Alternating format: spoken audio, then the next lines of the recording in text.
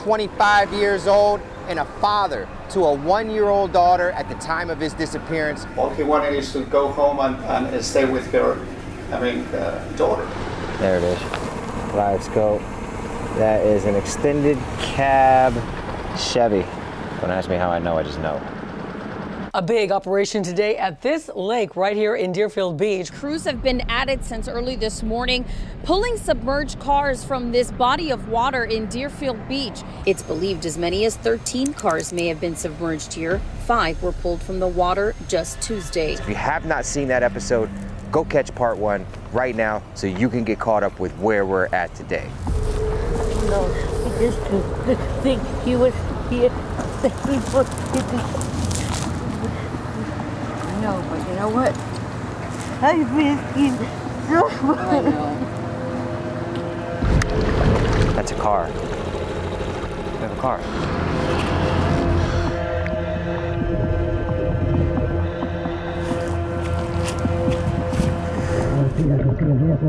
There's a white vehicle. What appears to have several bullet holes here. It's got a bunch of bullet holes in it.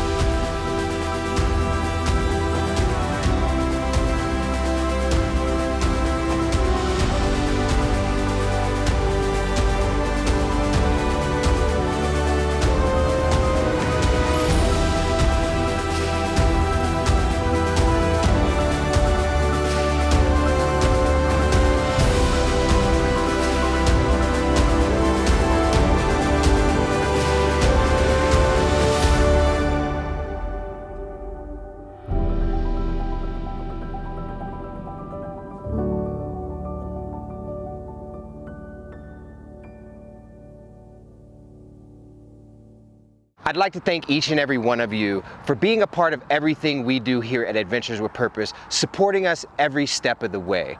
I'd like to thank today's episode sponsor, Hosks Knives. Please stick around for the next 60 to 90 seconds so you can hear all about their amazing product.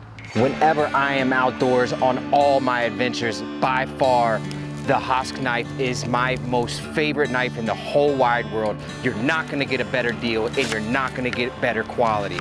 The comfort that you get from this knife, from the Japanese stainless steel, this knife features a hygienic rustic style handle and a 38-degree blade edge that ensures extreme sharpness. Hosk knives come out of the box razor sharp and they'll stay that way for years to come. The purpose of the hole in the middle right here was designed by Japanese blacksmiths to give you a firm grip when gripping the knife for cutting, making it more reliable and efficient with each and every cut. Currently, for all of my viewers and supporters, Hosk is running a 70% discount on all their authentic Japanese-inspired knives. You can test the Hosk knife with a 30-day money-back guarantee. That's right, the deal won't last for long. So please make sure to check it out by clicking the link below. Literally the most dependable, most affordable, sharpest knife in the entire knife industry. Takes over 138 steps and 2 months to create just one of these knives. The craftsmanship that's placed into each and every one of these Hosk knives are absolutely outrageous.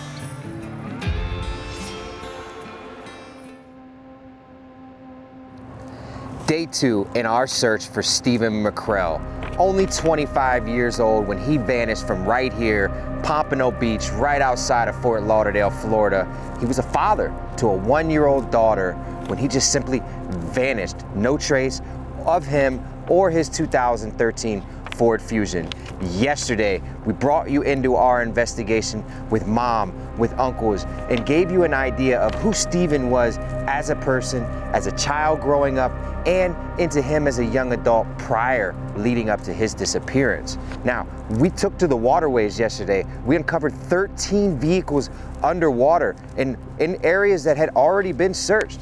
today we have a lot of water yet to still search. We're at our first location. This is an accident scenario.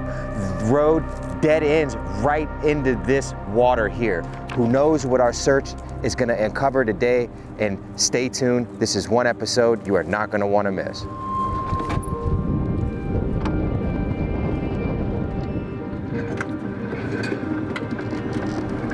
Our suspicions about what happened to Steven are in line with a lot of others. This is an accident scenario. He was intoxicated, driving erratically when he left the gas station. Individuals who were in charge of the investigation, supposed to be in charge of the investigation, there's things that weren't done. You know, we have a rogue private investigator that helped the family, said he was gonna help the family, ended up taking some money from them, pretty much doing nothing for them at all. Ripped them off. Bad people, man. Bad people. And that really pisses me off. Like, you're going to prey on somebody in their weakest times, during their most vulnerable state of mind. You know, that's a lot of what makes us different in what we do. We don't have to charge families.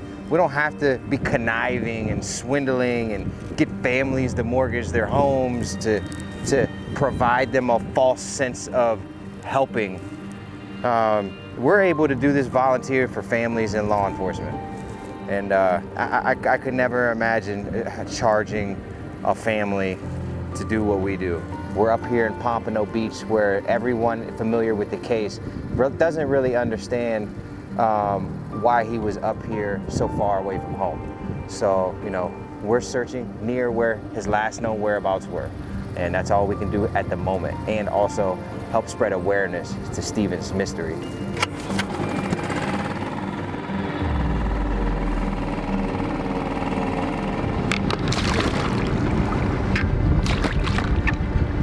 "13 feet vegetation, it's thick.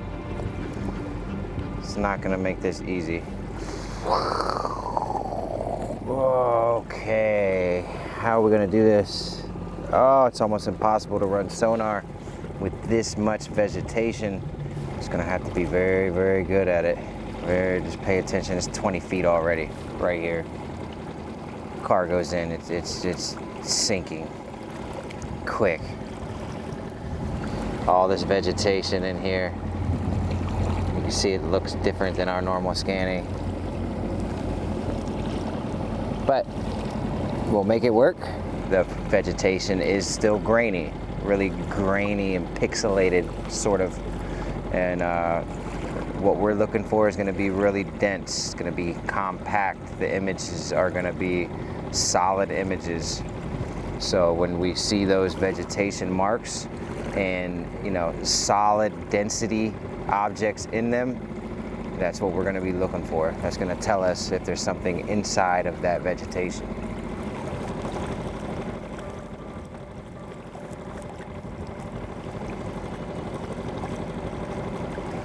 Air temperature right now, we're at about 80 degrees, early morning, Florida. And we're coming up on this road up here. Right behind those signs there on the hilltop is where, if this is an accident, the car is gonna come in over here. 6 years, 7 years, almost 8 years the car's been in here. The car is gonna stick out like a sore thumb. There's not a lot of vegetation over here either, so it's honestly perfect scenario if there's a vehicle in here for us to locate it. It's 26 feet deep right here off this shoreline.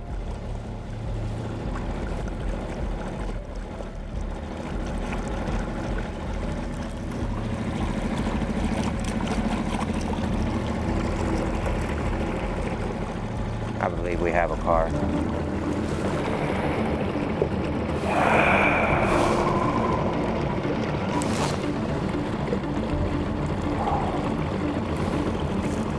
I don't know for sure though. I gotta turn around.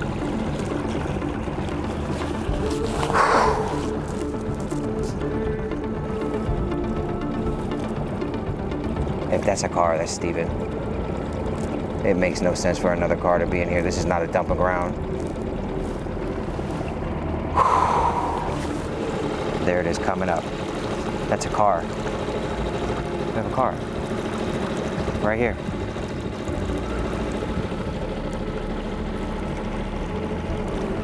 You know, it's one of those feelings that are kind of unmistakable. You know, as tragic and bittersweet as something like this is for us to deal with, I really want to give Astrid the answers she needs to where her son is. Let's bring Steven home today. We should come right over it right now. There it is. It's on live scope right there.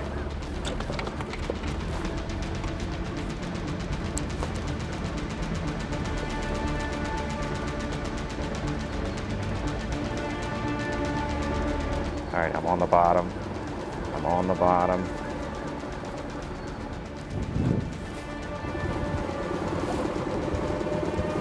I got it. I got it. I got it. I got it. I got it. I got it. I got it.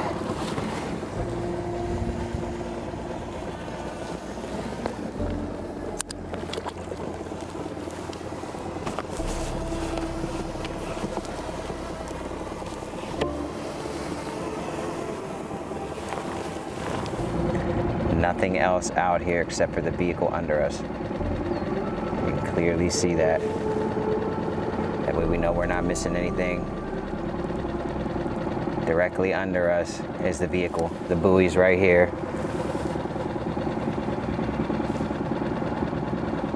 All right, let's keep scanning. We gotta scan the rest of this to make sure there's no other vehicles in here.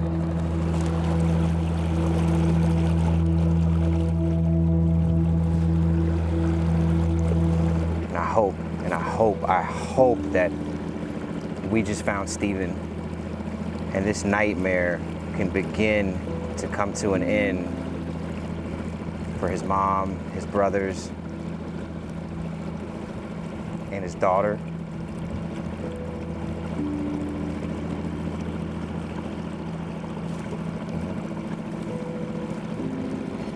Yeah. She was 1 year old.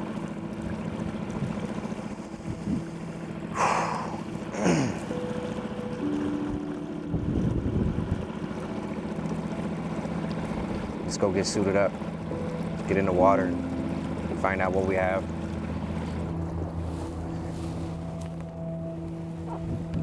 So we have one car, right at the entrance when you come in. I don't know. I can't tell. It's either what we're looking for or it's going to be marked off the list to the next location.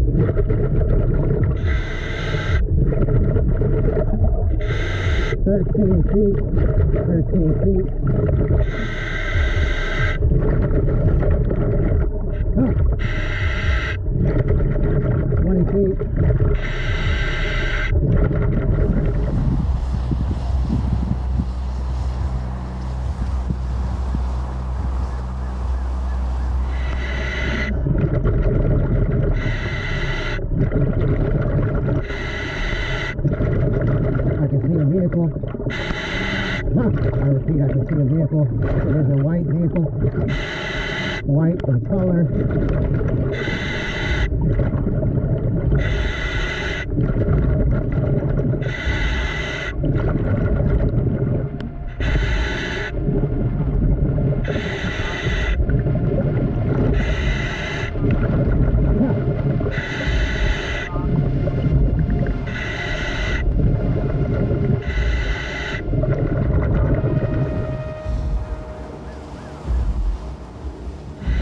I made my way to the vehicle. It is going to be white in color.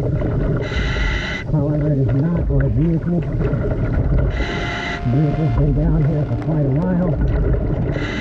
Reading a license plate of JVV49N. Got a Florida license plate out of Broward County. It's going to be a Ford Tempo.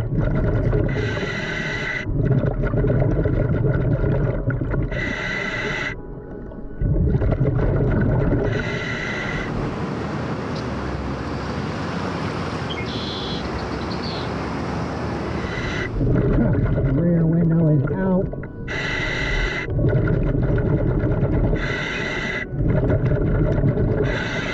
Checking. Rear passenger window is intact. Rear passenger's front passenger window is intact, I repeat. Reading a depth of 37 feet.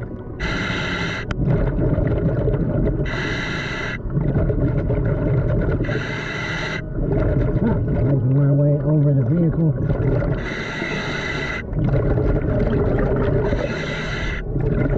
To the driver's side, see if I can make any identification.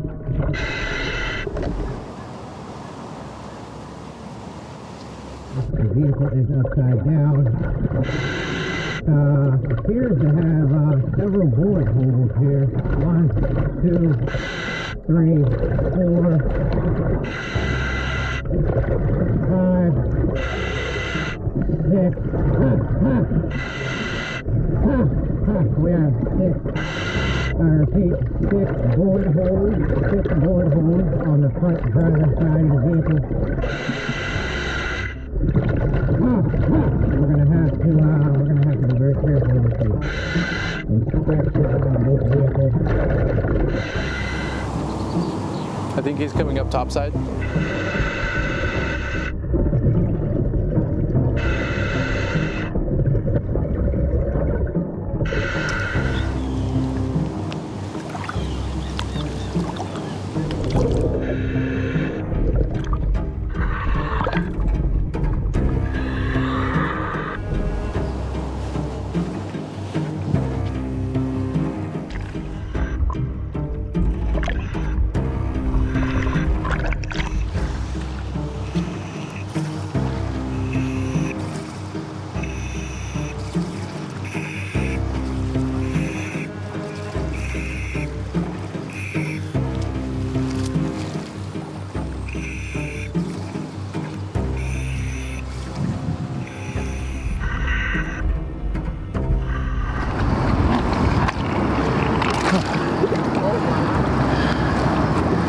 Howdy. I can tell by the license plate that's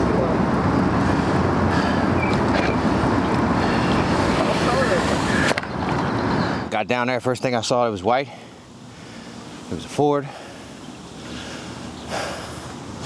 But too old. It's a Ford Tempo. It's got a bunch of bullet holes in it. No car's underwater for a good reason, let alone with 6 bullet holes in it.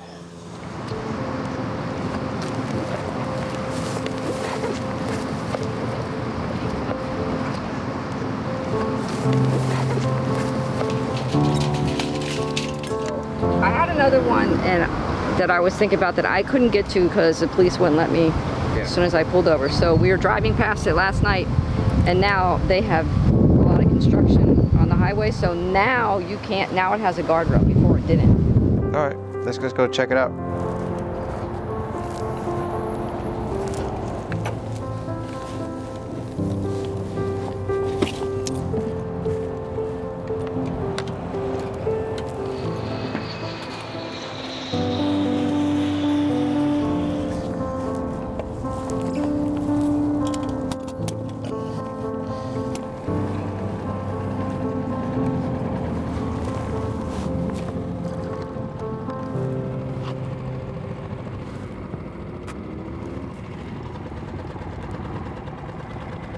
2 feet.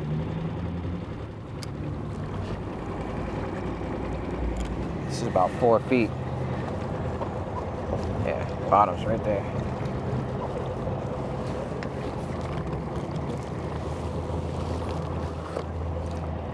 Yep. It's the bottom. Right there. Can't hide a car in here. We don't know if we don't go. You know what I mean? So let's go meet with Allison and Astrid, Steven's mom, and see if they have anything else in mind. The Cooley's Landing area right behind the Lucky's Tavern is a really, really populated area. It's Saturday. There's going to be a lot of boats out there. We're not going to be able to sonar the way we need to sonar. That's definitely an area of suspicion for me when we come back, for sure. And, you know, based upon other information that may come in, who knows where it might lead us. We're going to need that extra X factor into Steven's disappearance to help us out with this. And I trust in our supporters and our public friends that will watch this and hear about it, push it in this area here. We'll get a lot of leadway, I'm sure. We'll get a lot of tips. Just really running out of like probable locations. At this point, we're working with a 30 to 45 minute window of hundreds of little waterways that I just have to be narrowed down over time. And I just don't know where else to go right now. What about by the condo? Down by the condo? Yeah, probably that should be the last. I'm thinking we can go check that out. I'm thinking that it's going to be, if there's people out there, it's going to be really tough to try to scan. But we can go lay eyes on it instead of assuming.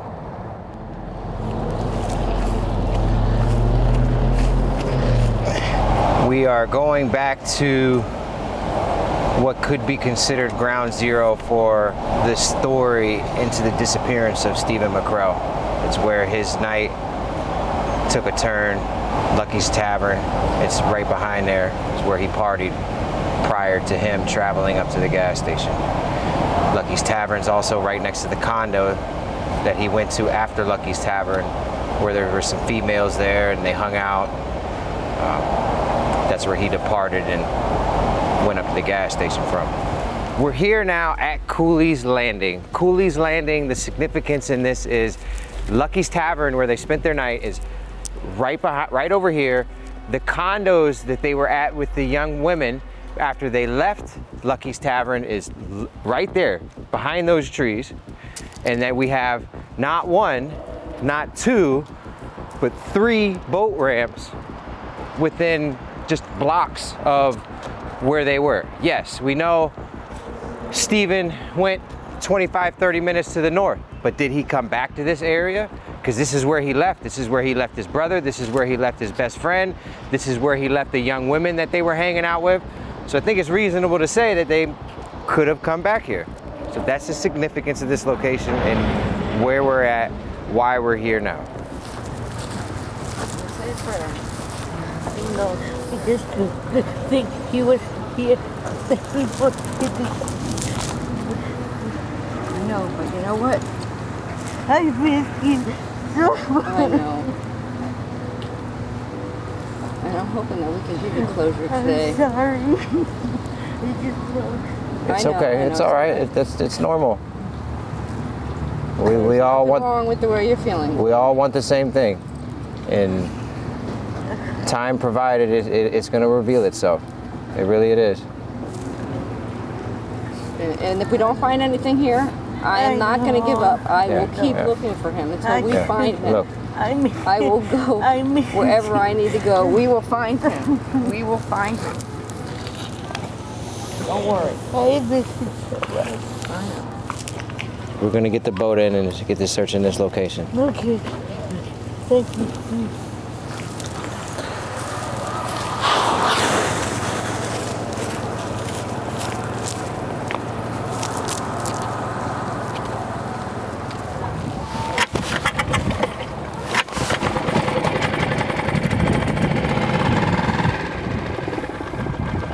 Sonar in the water.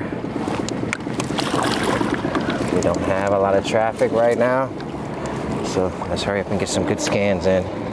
13 feet deep right here.